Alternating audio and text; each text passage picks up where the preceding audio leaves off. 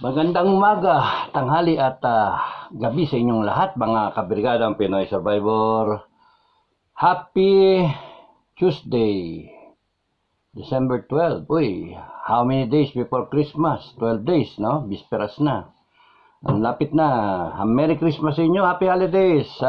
Easy lang, enjoy the crisis. Kung meron man kayong dinadaanan, dasal lang kayo. So, maraming salamat sa mga bagong subscribe, no?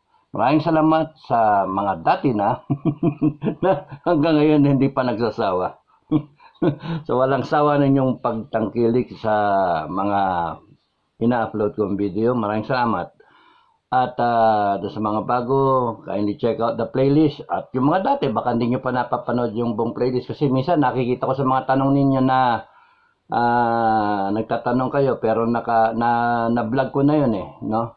So make it a habit na checkin ninyo para mas makilala nyo ko at mas malaman yung mga opinion. Makita na rin nyo yung mga comment ng mga kasama natin.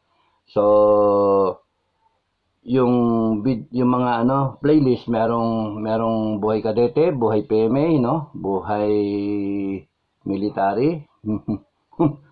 may buhay siga. Ngayon, na lang, may buhay tigre. Buhay tigre ako noon. Ngayon, kuting. kuting na lang ngayon. Kuting, meow. Dati, Doberman okay, German Shepherd. Mga musang Pero ngayon, na lang, Shih Tzu. Mapapashit ka talaga Shih Tzu. May gustong magparamdam tong isa. Shih Tzu, Shih Tzu. Okay. May nga So, maraming salamat sa inyong lahat. Please like, share, subscribe para kung mga opinion man, ma-share, no? Yung style dito sa channel ko, isang panig, isang parang ganun no? Yung isa, tungkol sa buhay ko as it was and as it is unfolding. So yung mga recent videos nung dito sa bandang Pinoy Survivor videos, may yung mga recent 2023 na yon, naabutin yan 24, 25, 2026 and so on. Tapos noon yung sa gitna, ito yung sinasagot ko yung mga queries ninyo hanggat sa kaya ko, hanggat sa may time, hanggat sa may pagkakataon ko masagot. Paumanhin doon sa hindi ko masagot yung iba sorry kasi natatabunan din ng pero I really appreciate and I'm really happy na nagko-comment kayo. Pwede kayo magbangayan, wag lang kayo magbabastusan. Wag lang sabihan ng tanga ka pala Putang iskat tanga mo Hindi mo naintindihan mga ganun ba? Walang ganunan. Let's give each other the respect at saka yung the elbow room, yung slack na baka hindi na gegets Baka ako rin ganun baka hindi ko rin nagegets yung pagka nagbibigay ako ng analysis, baka hindi ko nagegets din yung mga nangyayari. Okay, so reminder, yung mga hindi pa nakakapanood ng video 2, 3, 4, panoorin nyo lang at nandun yung mga logo, design ng ating mga Kapinoy Survivor. Pili lang kayo para makakuha tayo ng mga top 3, top 5, mga ganon, and then we'll run it again para talagang doon na yung ating mga yung first batch ng ating sila lang ba may logo. Bagong Pilipinas, bagong Coast Guard natin binobomba. Di ba? So yun yung recent. There's nothing else to say there Ilang vlogs na yung na-cover natin yan na very predictable. We are always coming from a position of weakness. So it has to change because a position of weakness is a position of predictability, no? Na kayang-kayang basahin tayo at hulaan tayo. Kahit anong gawin ng China, diplomatic protest lang ang mangyayari dyan sa mga hinayupak ng mga Pilipino na yan. Oh, anong number na tayo? Parang 466 na yata 466. Ang tanong, meron bang nangyari doon sa diplomatic protest number 1, number 2, number 3, number 4, number 5, and so on? 466 yata ngayon or more, no? Kasi may nabasa ako as of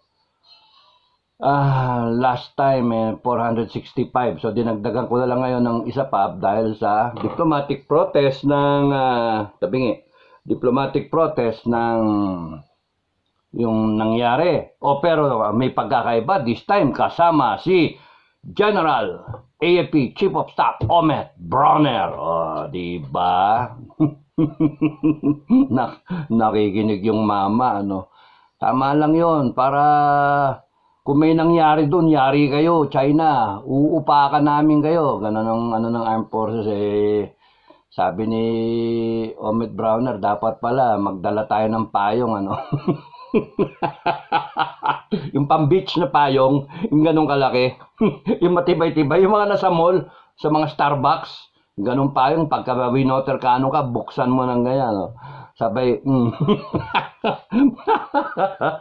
asa rin.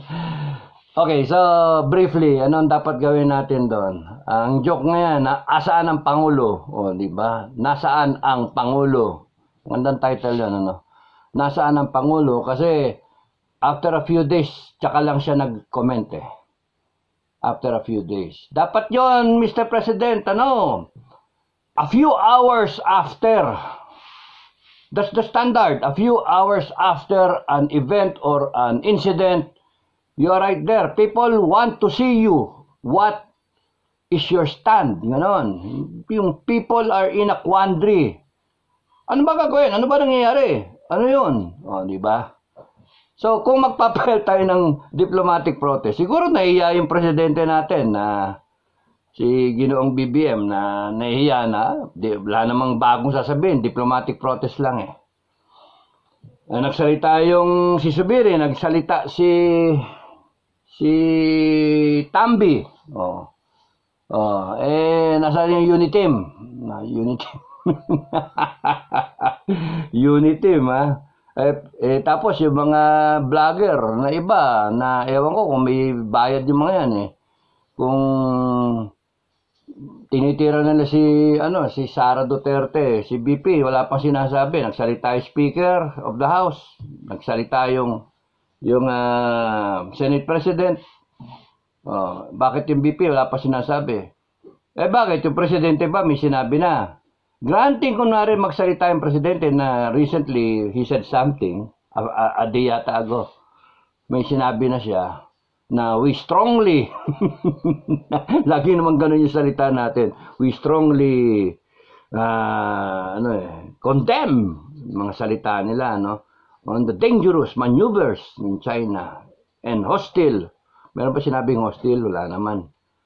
So, kahit magsalita yung presidente, hindi naman na kailangan magsalita yung vice president kasi lalabas doon, pal, pagka nagsalita. No? Hindi naman, ang dapat magsalita, commander-in-chief or presidente ng Pilipinas. Yun dapat ang magsalita. Yung vice president, nandyan lang siya, standby. Di ba? Ay, nako. Some of us, some Filipinos still do not understand how things should work, sa government. Presidente magsalita, chief of staff, presidente as the commander-in-chief. Salita lahat. Presidente wala pa. Kita mo si Gibo, hindi nga nagsasalita siya pa nga defense secretary. Si Anyo, may spokesperson.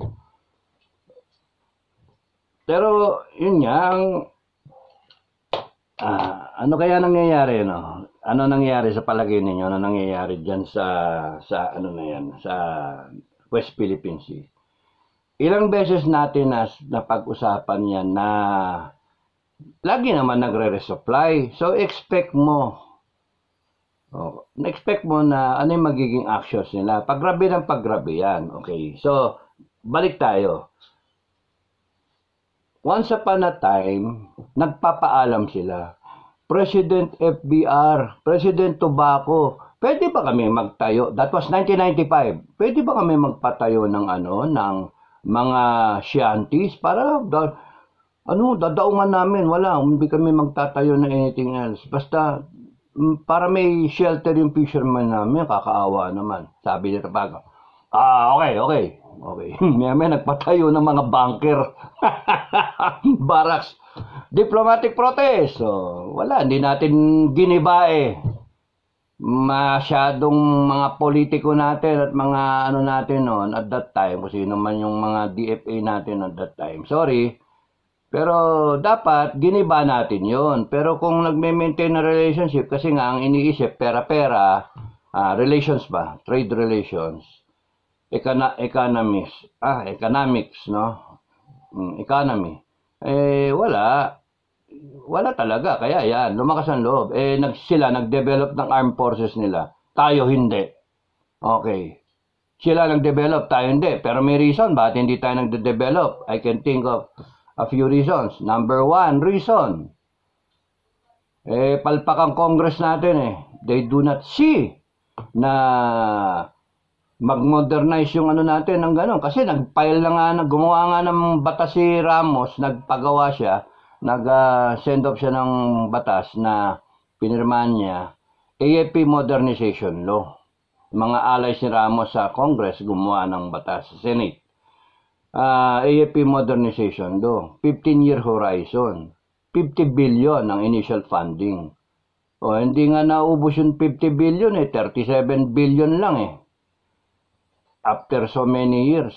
Tapos nun, tumasok si Pinoy. So that's one reason. Because kasalanan ng politiko natin, kasalanan ng mga mambabatas natin na hindi sineryoso, samantalang ang China, seryoso. 1990, nag-pledge sila, we will fight a war that we will win. Imagine nyo resolve nila, focus nila. We will fight a war that we will win. 1990, 2023. How many years thereafter? Walang 30 years thereafter, 33 years thereafter. They have the biggest navy in the world in terms of number. In quality, US pa rin. In terms of quality, US. Pero imagine 33 years. Samantalang kung tayo from 1986 37 years thereafter, nagbabangayan pa rin tayo kung mag-ROTC tayo. Anak ng tokwa talaga. Imbis na yung franchise nga sana ng SMNI ang pinag-uupakan ninyo at yung mga presidential ambition at saka yung mga pag-explain yung kung paano nyo i-liquidate yung pera ninyo sa Congress, both Senate and lower house. Bawat congressman 48 million na i-liquidate mo by certification only. Lahat kayo ganun ba? O meron naman ako konsensya nagre-resibo? Ganon din sa Senate, 140 million. Sus ko, paano ba? Can you explain? Baka ako mali. Can you explain how it's done? At kasi sa tingin ko, sa libro ko, mali yun. Kinakailangan explain yun. Okay, balik tayo dun sa ating problema, West Philippine Sea. Hindi dapat ganon ang storya dun sa West Philippine Sea. Pero yun yung nangyari. Sila nag-prepare, tayo hindi. They did their homework. They know what they're going to. They know nakapokus sila. Tayo, ang focus ng mga mambabatas natin, iba. Di ba? Iba. Constituents, yung mga ganun ba? Mga ayuda, yung mga ganun. Mga porpis, di ba? Mga eskwelahan, mga health center, yun yung nila, focus nila. So, problem. Kaya ganun ang mangyayari sa atin na water cannon. Water cannon na lang. Wala nga tayong barkong malaki Pero alam nyo, mga kabrigada, hindi palakihan ng barko yon. Palakihan ng puso para sa bansa. No amount of firepower, as I've told you in previous vlogs, no amount of firepower if you're not willing to use your firepower. So, mas mahalaga whether you have the capability or not, ang mas mahalaga may puso ka para sa bayan, para lumaban. Okay? Example ko, US, dalawang carrier, attack carrier group, battle group, carrier group, strike group, dalawa. May sumunod pa na naka-standby na dalawa. Tapos nun may submarine pa. 'Di ba? Tapos merong 100 FF na naghihintay dun sa mga airbase. Binibira na sila. Ilan ang atake? I lost count na eh. Naka-80 na yata na atake sa mga bases. May na mga injured ng Amerikano na 60 plus, last count. Oh. Pero alam naman lahat na it is Iran sponsored. Yung mga Houthis na yan, yung mga Hamas na yan, at mga Hezbollah. Pero binibigyan pa ng funding ng US ang Iran. And then they're not willing to use firepower. Isang tirahan lang yan, isang araw, tapos yung gera na yan eh. Everyone will shut up. Why? Takot lang nila. Pero as the days will pass by, humihina ang US. Humihina, number one. Kasi na-expend yung mga kanyang stockpile na pinamimigay niya sa Ukraine at saka sa Israel. So, humihina siya. So, ang mangyayari dyan, paubos yung kandila niya. And then, nade-develop yung kanyang image na mahina siya, na duwag siya, takot siya, marami siyang mga bagahe. Ayaw niya magkaroon ng escalation. Kaya ayaw niyang gumamit ng firepower. Ganon na ganon ang Pilipinas on a smaller scale. You have all the alliances. You have 9 bases now, EDCA bases in the Philippines. You have now freedom of navigation patrols, joint patrols. Did it change anything? We know water cannon tayo. Natakot ba yung China? Hindi. Dati, panahon pa ni Digong, ni Duterte, hindi pa pumoporma yung mga maritime militia ships ng China. Nandun na sila sa gilid-gilid. Nahiya ba? Aba ngayon, sumasali na sa dance floor. Alang niya. Sila pa yung maharang eh. So, why is it like that? Kasalanan ng Pilipinas. Hindi kasalanan ng China yon. Kasalanan ng Pilipinas. Nakakasawa ng sabihin. Pero sasabihin ko ulit, panay diplomatic protest tayo. Merong mga kumontra sa akin na utak gera, yung ganon-ganon ba. Yun yung problema. Pagka yung mga nakaupo sa atin, ganon ang pag-uutak. Ganon. Mahina ang loob, walang puso. Mahina ang loob, biniisip sarili. Ganon. Because there are certain things that you have to decide on quickly and strongly. If you have to put a foot forward, you have to do it. Hindi yung baka mag-escalate. Baka tayo pa yung takot na magsabi na baka no, dapat sabihin ng presidente natin ng Pilipinas at kung sino man ang mga nakaupo, sabihin, enough is enough. If you do this again, we will sink any ship that comes near our ships. You shit. Ganun dapat eh. We will sink any ship. If you want to escalate this into a global war, okay lang. Kita nyo, yung mga magko-comment sabihin, I must be out of my mind. Hindi, pero that's how it should be done.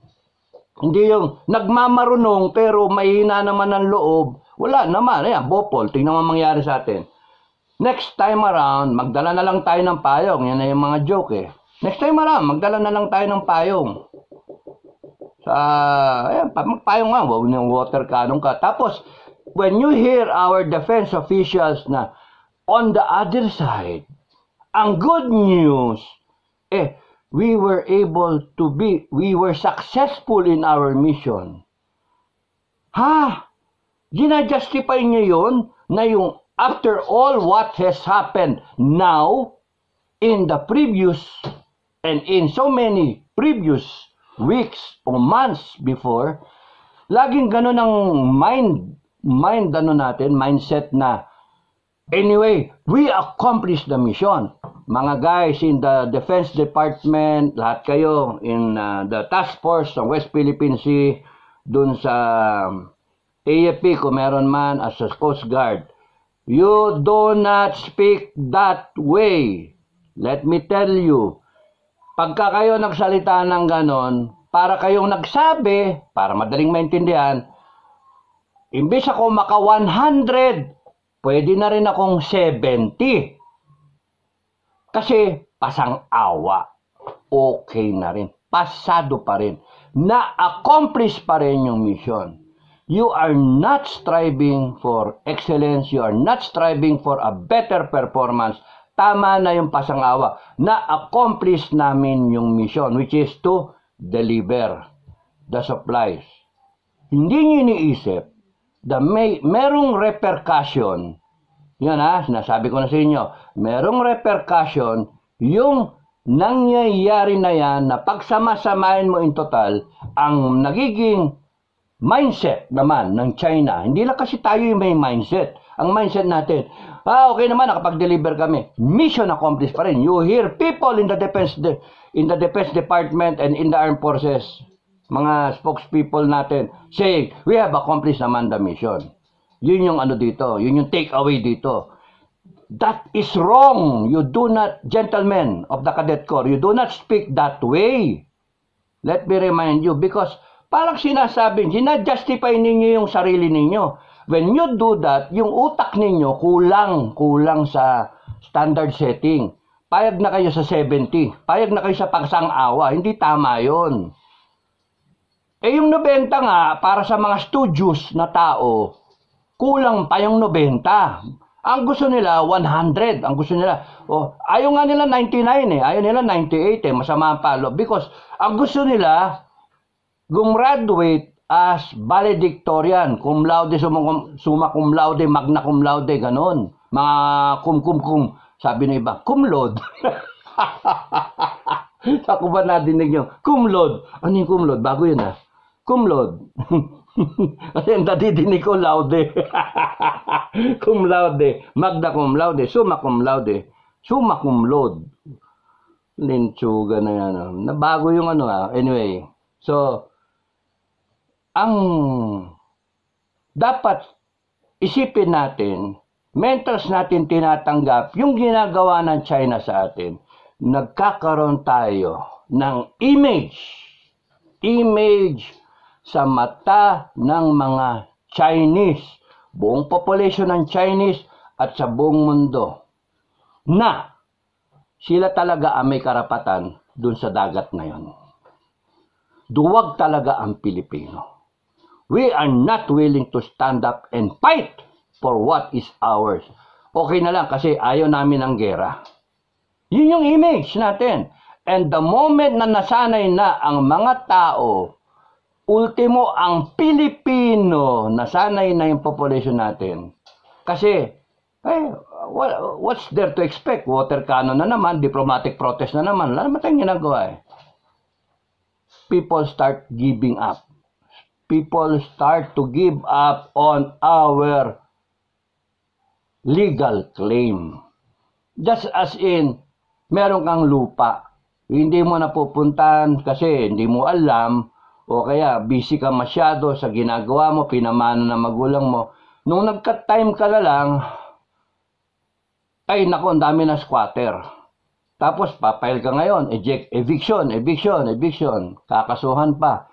Hanggang sa abutin ka na and then eventually, sila pa yung may right. Ikaw pa ngayon yung wala, sasabihin pa sa'yo ng korte, Eh, 25 years, 30 years na sila nandiyan. Tinubuan na sila ng ano dyan. Ng ilang generation na sila. May apo na, yung mga unang settler. Sana, noon pa. Ngayon, kailangan mo pang bitawan. Kasi, ano ka na eh, pagod ka na. So, yun yung problema natin. Di ba? Anong pwede natin gawin? Anong pwedeng gawin? Talakayin ko na rin. Anong pwede natin gawin? Ano, ginugusto ng ngayon ng mga tao, sumampol naman tayo, palubugin natin yung barko. Sasabihin iba natin kapwa Pilipino. Eh, di nagera tayo. O, di ngayon, nandun tayo sa punto na di natin alam yung gagawin. Confused tayo. Yung presidente nga walang ginagawa eh. Wala nga statement kaagad yung presidente. Malacanang Malacanang. Advisor ng Pangulo. 1 hour after the incident, dapat meron na statement. Kahit nasa ng Pangulo, kung nasa CR o kaya nasa kumakain o kaya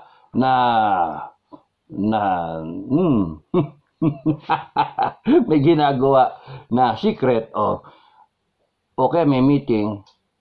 Pasok kayo, sabihin nyo, Mr. President, there has been an incident. What is the statement? We should issue a statement. Ganon. And then, dapat may handa na kayo statement. Oh, kahit ball piles sa academy, tawag natin ball piles, no? Kahit yung automatic issue yung statement, yan talaga standard na sinasabi, in case, wag naman baka mamaya hindi nyo binabasa para sa baha yung statement, okay? Para sa terrorist attack yung statement. Tapos, we strongly condemn the bombing. Water cannon yung ginamit. Nako. So, may mga statement number 1, statement number 2, statement number 3 prepared na para pagka nasa ng Pangulo, hindi magiging joke, no? Sabihin kaagad ng Pangulo na ganon. Hindi naman mahirap yung ganon trabaho, Mr. President. Trabaho yun eh. Kasama yun dun sa tinakbuhan mo. Kasama yun na you should be present, you should be visible to the Filipino people in mga critical issues. Yung water cannon na yan, na incident, is a critical issue and you should be able to tell the Filipino people your decision. Kaya nga, doon lang eh, after 1 hour, ang tuloy na desisyon. Pwedeng sabihin na we are trying to... Rio, quiet. Nakakaintindi na English yan. Tatalin yung mga aso namin eh. We are able to do something about it. Kaya kunyari, sabihin niya kagad na I am downgrading our relationship with China. Yung ganun ba? I'm sending back the ambassador of China. Yung ganun. Dapat malinaw. O kundi kaya yung palaban na statement. This is the last time that you will be using water cannons. Next time, we will sink any ship that comes near our ship. Yung ganon na statement. Talagang, solid. Siyempre, iba nating kababayan. Baka girahin tayo. Dapat gano'n ng statement. Isang presidente ng... Kasi nafe-feel mo yung weight ng trabaho and then natatakot ka, gaganong-ganong ka, wala yung resolve. Wala yung resolve. Kaya ang sabi ko nga ang kinakailangan puso. Yung modernization na yan and all that baloney, pati tignan nyo yung US nga, ang strongest militarily in the whole world. Meron siyang 2 carrier strike group, hindi niya gamitin. Isang tiradahan lang sa Iran, tapos lahat yan. Conflict sa Middle East. Pero ayaw niyang gawin eh. Kasi ang dami niyang kinoconsider. Mga politiko kasi ganun eh. Biden eh. Marami mga nakikinig sa advisor. Dapat yan, alam na alam mo yung nangyayari, and then matuling ka mag-decide. Anong palagay mo? Vice President, anong palagay mo? Security Advisor, anong palagay mo? AFP, palagay nyo. No, conference ka. Okay, teleconference kayo. Tapos nun, mag-meeting kayo, Zoom meeting. Tapos nun, from there, sige. Sige, ganito na lang. Boom, decide na yung presidente. ganito na lang.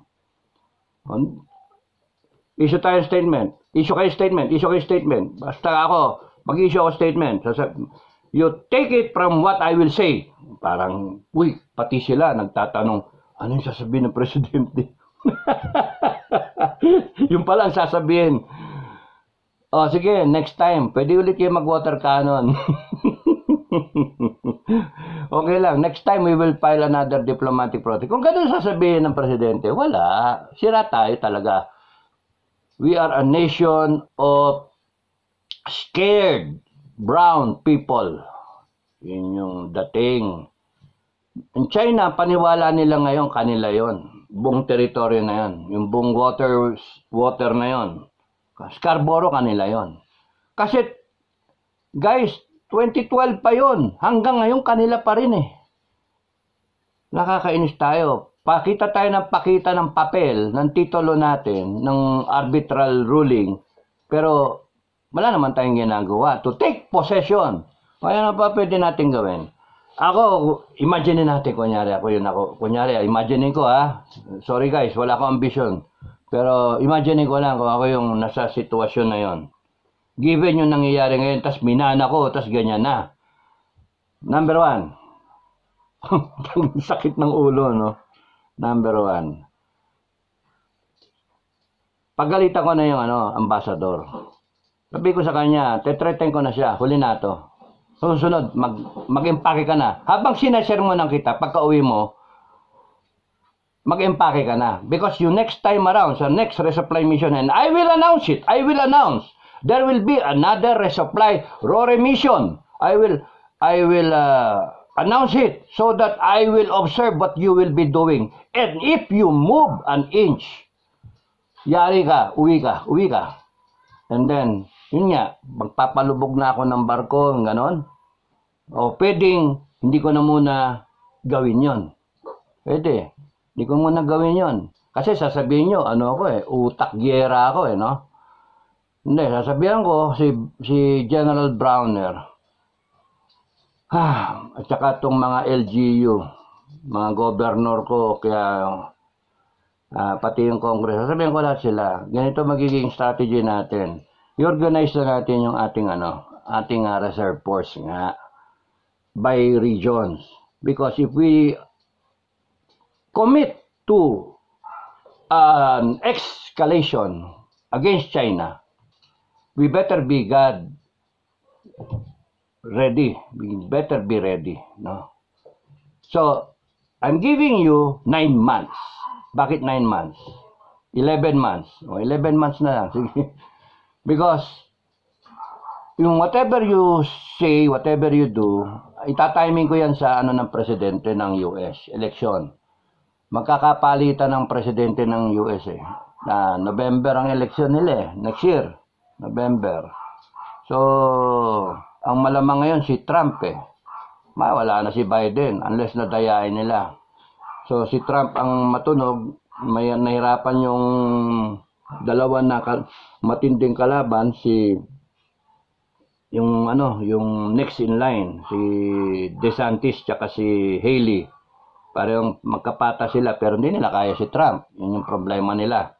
Well anyway, kung by November next year ang so baka mag-shift kasi yung yung hindi natin alam kung paano magbabago yan. Pwede magkagera buong mundo dahil sa papalit na presidente, yung manalo, baka upakan ng China at makakalaban ng US. Or pwedeng magbago rin ng posisyon ng US, bitawan tayo. Yung ganun ba? So dapat ang isip natin, kapatay din yung may rin yung kino-consider din yung nangyayari sa atin. So within 11 months dapat ready na tayo. And then pwede nating i-challenge ang China. So tiis muna tayo na ginaganyan tayo or we do something na magugulat din sila. Tama yung kunyari water cannon tayo. Water cannon din natin sila. Nasa ni Bato. Kaya nga wala man tayong capability yata ng water cannon. Ang sa akin, tama lang mag-escalate tayo ng pakonti-konti. magpalubog ka na isa, o kaya sadsarin mo, banggain mo, yung ganun ba. Akin nga, yung isang supply ship, pupunuin ko ng ng C4. Pakialam ninyo, I don't have to explain anything to you. Binangga ninyo, sumabog eh. Oh. Hindi nila alam, command detonated, Sumabog eh. Magre-resupply kami, gigibay na namin yung BRP Sierra Madre. Ay, nako, kaya acetylene. Sumabog, panay acetylene yun eh. Kayo bumangga, hindi kami. So, maraming pwedeng gawin. Magpapasadsad ako na isa o dalawa or more na barko. Pinagkakaguluhan ninyo Sierra Madre, magpadala pa nga ako dyan, pasadsad ko. Sige, mag-joint patrol nga tayo. Kunwari maglalagay ako. Isa, pintura ako ng Philippines na commission talaga siya, barko. Na hiningi lang natin sa US o kaya Australia o kaya Japan o kaya South Korea o Taiwan. Luma nila. Tapos, dadalhin sa atin, pipinturahan ko, Republic of the Philippines, ito, BRP, BXX. 83. 8303. Di ba? 83010. 83. BRP 8083. Di ba?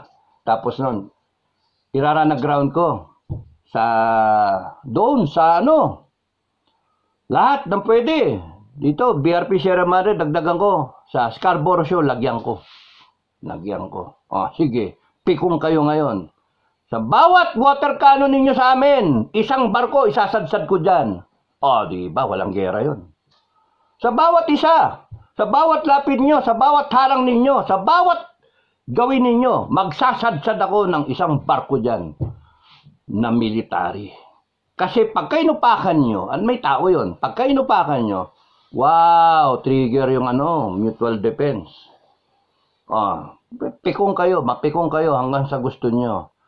Hindi kasi nag-iisip yung natin. Pero Defense Department tsaka Omet Browner, i-organize lang mga retired natin na mga opisyal, Retired natin na mga opisyal, yung mga commander, and then the key officers.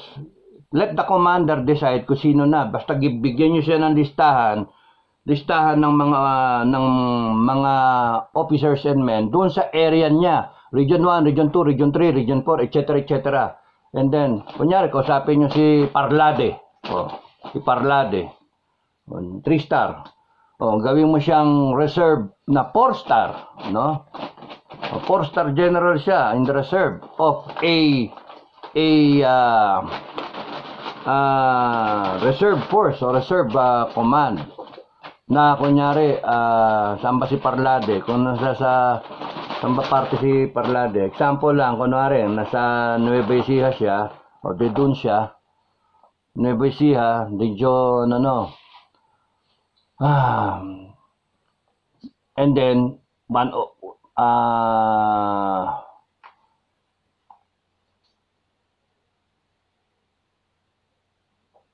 mas maganda, kunyari, meron na siyang makukuha tao dun sa area niya, di ba? And then, i-form niya yung skeleton, o kaya simulan na niya. Magtayo sila ng club doon. Gun club, o kaya, survivors club, o whatever. What club? Philippine Defense Club. Basta, and then they get the ball rolling. They are given how many months hanggang November next year. Para ready na. And it's all happening at the same time. Merong Region 1, Region 2, Region 10, Region 6, etc. All this, ang dami natin general. Tapos nun they can choose yung deputy niya, yung staff niya, yung skeleton ng yung core group. And then yung key NCO. And then, start the ball rolling. And then, meron silang printout ng kanilang at contact number ng kanilang reservist. Bimbitay na nila. Pare ko, gusto mo lang magkakaroon tayo ng hands-on training in your free time, Saturday, Sundays, o kaya any day of the week. We have our instructors doon. Ay, and it can happen, sabay-sabay. Next time, kunyari, by next year, sige, mag-upakan na tayo. Upakan natin yung mga barko nila, palubugin na natin. But if they decide to invade us, may haharap. Takot lang naman nila eh. Takot nila. Dapat ganun eh. Meron tayong iniisip na forward-looking tayo. Mahalaga, wala man tayong equipment. You know guys, it can come because the US is there, our allies are there. Ang problema is the manpower na haharap. And kung hindi natin nahanda yung manpower natin, yung reservice natin, pagka may nangyari, nagkabanatan ngayon sa West Philippine Sea, wala, hindi handa yung mga tao natin. Mamamatay lang sila. And it will be in disarray. And China can easily invade us and then occupy us and then deny the Filipino people the existence. Parang di ba? Parang talaga, genocide, ubusin tayo. Pwede naman. And then magkuha siya ng 100 million na Chinese from mainland and then dadating dito and then wala na. Occupy sila. So, imbes na yung iniisip ng ng tao Taiwan, hindi, Pilipinas. Kasi weaker tayo. Taiwan, magbabaw na lang yan pagka wala na yung mga allies Pagka naghina sila economically, financially, militarily. Ang Pilipinas, pagka nawakan ng China, we have to think that way. It is an invasion of the Philippines that they are thinking. At kung titignan mo yung biblical implications dun sa towards the latter days, the end of days, yung 200 million strong na army na lalaban sa Armageddon papuntang Israel is mainly coming from China. So kung ang akin lang, ang punto ko lang, sige, maglabanan sila doon. Second coming na. Sige. Pero before that happens, before the Chinese are able to send in papuntang Armageddon, yung 200 million strong na army nila out of 1.6 billion kamo na Chinese. Meron silang reserves na 400 million. So they can easily send 200 million na mga call to active duty na mga reservists. Then ang problem is they can pagka may maingay, nadidinig kayo, mga doggy. Pagtapos nun, ang nawala yung thought. So kung magpapadala sila ng 400 million, ibig sabihin, westward, away from their concern. Their concern is Indo-Pacific region. Ba't sila magpapadala ng army doon? Kasi nagre-request yung Russia, nagre-request yung iba. Kasi doon sa isang war, talo lahat sila. So, kulang sila manpower, padala ang China ng manpower. So, kung kaya nila yon, they can spare 200 million men. Can you just imagine kung ano na nangyari dito sa atin? Palaisipan lang, mga defense people, Philippine government. If China can send 200 million people as prophesied in the Bible ng ganong karami, by that time probably wala na yung US, nakulata niya lahat, nag-invade na siya sa Pilipinas. And ano ginagawa natin? Miiyak, nagtatago sa bundok, mga ganon ba? Unless we are prepared. So dapat ganon. We have to look at it from a holistic standpoint and from a end of days na standpoint. China will be too powerful by then, and then nothing will stop her except the second coming. Pero before the second coming, we must be able to do something kasi mauna yung pagkulata niya, yung pag-occupy niya sa atin. We must be able to do something until dumating yung I shall return. This time, hindi si MacArthur yun. This time, it is the Son of God. Kaya nga yun lang masasabi ko mga defense officials, try to look at it from the biblical standpoint. Nandun yung intel, kitang-kita mo kung anong mangyayari. So dapat ang mindset natin, given the intelligence information na mind you, lahat ng intel na galing sa Biblia, nangyari, totoo, 100% nangyari. So ang taas ng batting average ng mga nagpa-prophecy, ang tataas ng batting average. Ibig sabihin, yung source of information, yung source.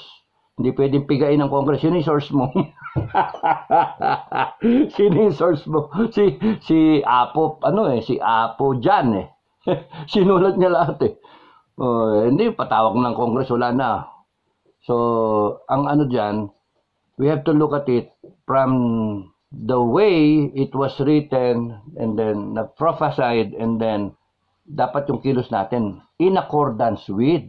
Mas maganda yon, mas safe tayo, mas tama ang magiging reaction natin, yung preparasyon natin. Pero the way we're doing it now, we live by the day. Kung ano man yung ginagawa, supply, wala hindi strategic.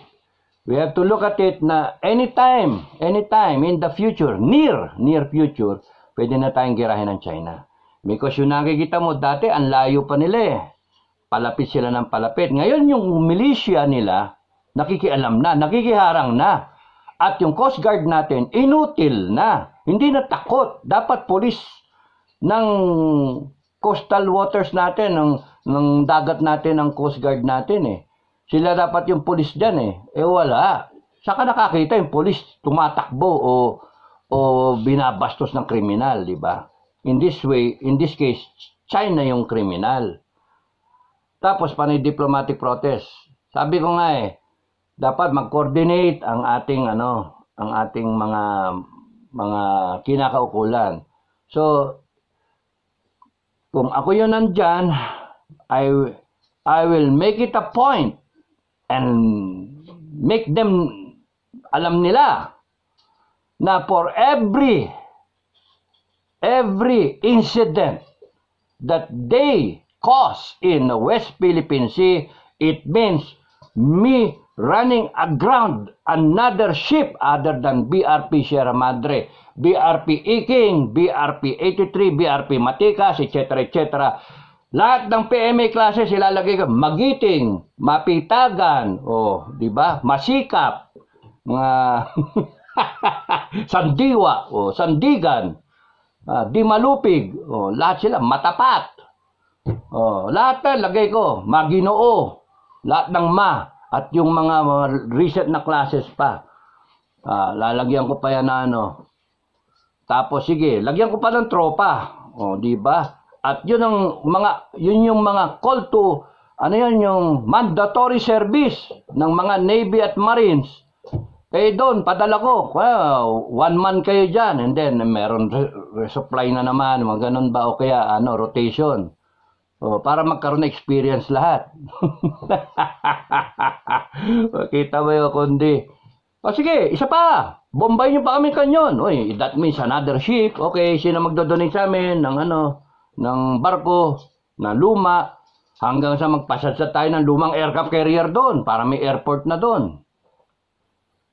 It can be done. Ang problema sa atin, masyado tayong nag-iisip kung ano yung sasabihin ng China. Huwag niyong isipin kung ano yung sasabihin ng China. Ang isipin niyo na muna kung ano yung dapat nating gawin, kung ano yung dapat nating ikilos. Hindi yung, masyado tayo nag-iisip Ano kaya magiging reaksyon ng China? Hindi, magagalit sila, escalate. Ibig sabihin, duwag na duwag tayo. Hindi dapat ganon. Defense officials, hindi dapat ganon. Mr. President, hindi dapat ganon. Huwag niyo na muna isipin kung ano yung isipin ng China. Kung ano yung magiging reaksyon niya, magalit siya. Hindi, isipin niyo, galit na tayo. Galit tayo. At yun nga sa bawat shadowing yung gagawin ninyo, sa bawat laser, sa bawat pag water cannon ninyo sa amin, pagbangga sa barko sa amin, sa bawat gawin lang ninyo, tuwing resupply namin, it means one ship running aground. Kung saan parte dyan, secret, bahala kayo, magula kayo, para yung kanyang navy mahati, yung kanyang mga asset mahati, kasi BRP Sierra Madre, ano sila eh, concentrated sila doon. Tapos dito sa Scarborough, maglagay ka, lahat hatiin mo. Yung nakapaligid sa Pilipinas. O, di lagyan mo lang ng tao yon. Lagyan mo ng mga platoon. Okay na, kahit nga one section, pwede na. Marami tayong nire-resupply. So what? Sakit ng ulo naman ng China. Kasi sila, ang dami lang gastos. Because sa isang BRP Sierra Madre, ilan yung kinocommit nilang resources? Diba? Gasolina, etc. Tao. And then, by the time na tayo mag-decide na, sige, we will commit to sinking yung kanilang mga militia at saka kanilang mga Coast Guard, ready na tayo. That's why ang sinasabi ko, 11 months hanggang next year, o 1 year na kamo, hanggang 1 year, that means December next year, we are ready. We are organized. Or kahit papano, may semblance ng organization. We have 40 million in reservists. Already. Kundi kaya kahit 2 million lang. Ready to defend. O 5 million, 10 million. Kung sino yung, ngayon ang maganda dyan, Omet Browner, Defense Department, club eh. Nagsimula kay club. Wala yung Congress, patay-patay eh. Wala eh. Busy yung Congress na tanggalin yung SMNI franchise eh. At pakulong sila Badoy tsaka si Celis. Busy sila eh. Kaya ang pinakamaganda, kayo na lang sa defense. Yung mga retired dyan, kausapin ninyo. Ang daming retired na mga chief of staff, Diyos ko. O tsaka mga area commander, ilang 3-star yan, ang dami. Di ba 90 ang area commander na ang ano natin, mga 3-star? Uy, dami, di ba? 90 nga ba? So, lahat yan, bigyan mo ng ano, bigyan mo ng command. Ilan na, if you're going to make, kunyari, 100 na reserve, 40 nga eh, 40 million, divide mo na 200,000, ilan yun? O, di ba? Di 200 na reserve corps. 200 na reserve corps. Hayaan mo na muna na, tsaka nyo na muna isipin yung barrel. Ibig ko sabihin, don't get me wrong, you set it up na kaya na mag-produce. Okay? Let them pay for their weapons. Okay lang. Sasabihin na iba, baka magkudeta. Pagka ganun ang utak ninyo, walang mangyayari sa atin. Pero kung kontra yung magsasabi ng baka magkudeta yung mga yan, mas maganda nga yung marami kasi hindi magkudeta kasi may counter kudeta. No? Ganun ang ginagawa naman ni Apo Marcos eh. May RUC siya, meron siyang AFP, meron siyang PNP, equal strength. And then yung RUC, tinanggal niya yung capability ng AFP, ginawang area command. So kung meron mang mag-isip ng kudeta, may counter force. So ito, kunyari, mag-isip man yung AFP, meron naman PNP, tas merong mga area reserve corps, no? Core 1, Core 2, Core 3, Core 4. Kaya mga tipo nila ng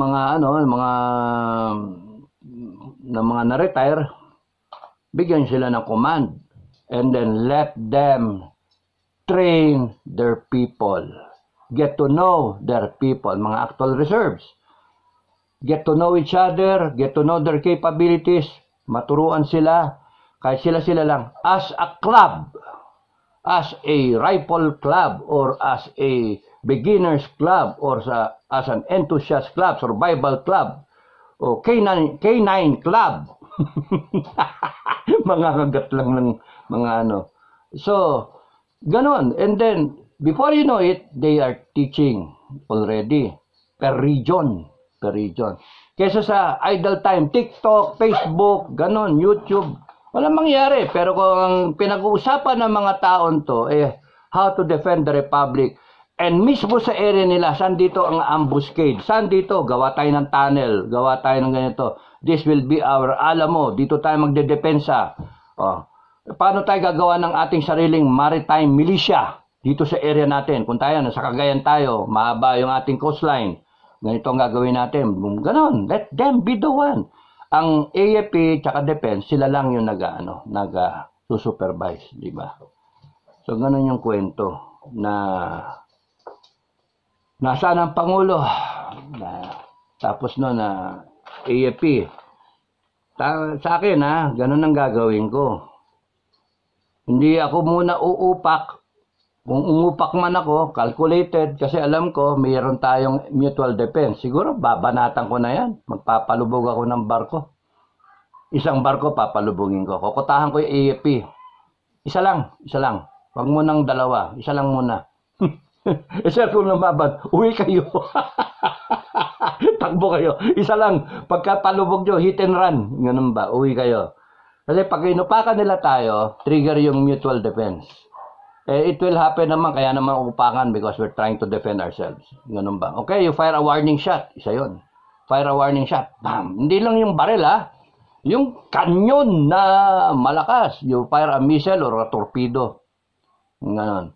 Pero syempre, kung mas malakas ang China, isipin nyo, pagka umupa ka na hindi sigurado, magre-retaliate yan. Mas maganda, umupa ka, lubog siya. No? Akin, that's how I'm going to face it. Kasi alam ko, ang basic na question niyan saan ba pupunta to? Ang thinking ko, they will claim the Philippines. Kukunin nilang buo.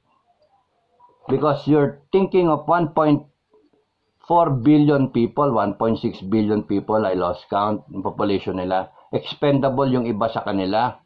Kumbaga sa they need the resources. They need the waterways. They need to face US sa Pacific. Tama-tama ang Pilipinas yung location. So they need the Philippines intact. They need the Philippines na it will become a Chinese province. That's how I will look at it and that's how I will prepare for it pagka ganon yung thinking ko, no? Hindi yung ganyan na hapyaw-hapyaw, hindi mo alam kung paano, and then iyak, ito naman, minonterkano na naman kami. Media, tingnan nyo. UN. Tapos diplomatic protest na naman tayo. Kung hindi tayo gigilos ng strategically, wala mangyayari sa atin. Tatawanan lang tayo because the dogma, the stigma is that we are a brown race scared shit of the Chinese. Ganun lang. We should stand up. Kung atin yun. Kung may nag-encroach, pagsabihan. Hindi kayo pwede. Ganun lang. Kung insistin kayo, lubog kayo. Papasok sila? O di sige. Ready tayo. May magde-defend. Yun yung sinasabi ko na mga reserve command. So, it has to happen na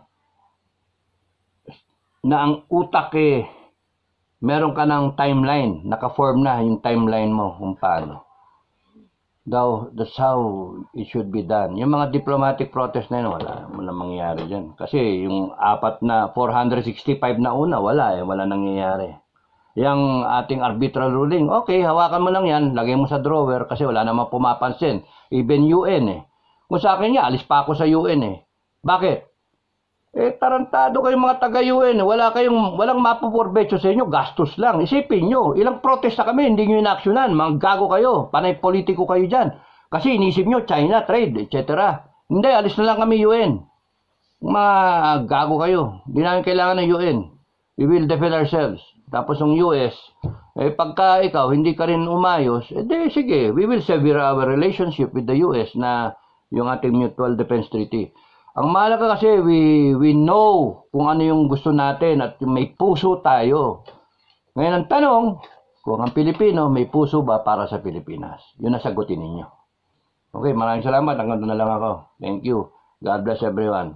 Inahin nila yung bye-bye.